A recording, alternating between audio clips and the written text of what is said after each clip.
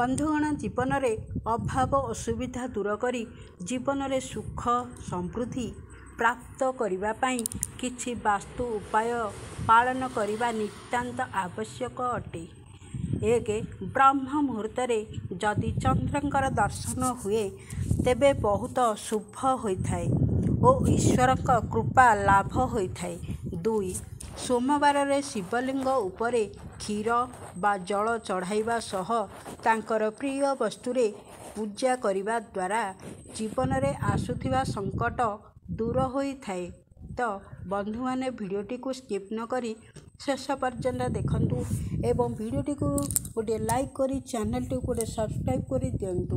तीन सूर्य उदय पर घरे झाड़ू मारुले शुभ होइथाए किंतु सूर्यास्त पर झाड़ू मारिले सुख समृद्धि नष्ट होइथाए। चारि तो कौनसी शुभ मुहूर्त रे झाड़ू दान करिले शुभ होइथाए तो अतिथि जीवा परे झाड़ू मारिबा अनुचित होइथाए।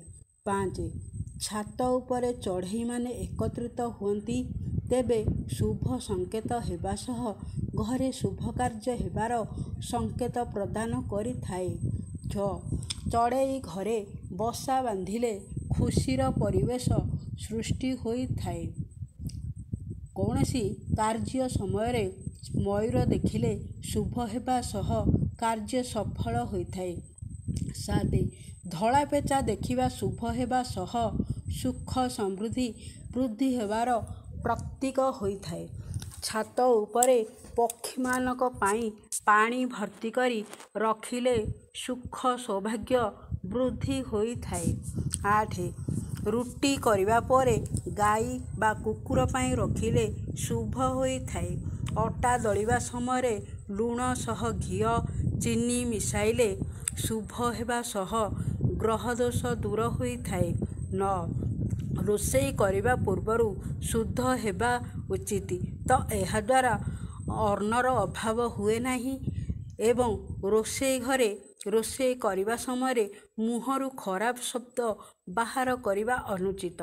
10 संध्या पर दही क्षीर लूण दान करिबा अनुचित तो एहा द्वारा घरे अभाव देखा दिए।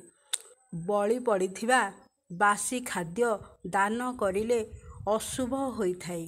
11 रोषेई घरे व्यवहार हेउथिबा बेलना काठी काहाकू उद्धार नेबा अनुचित तो एहा अशुभ होइथाए।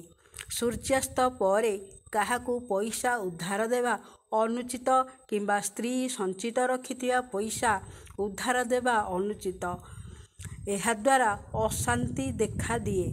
12 पिलांक पढ़िबा घरे माँ सरस्वती फोटो लगाइले सेमानक मन स्थिर हेबा सह पढ़ारे आग्रह आसीथाए। 11 विवाहित दंपतिक घरे राधाकृष्ण फोटो लगाइले स्वामी स्त्री संपर्क मजबूत होइथाए।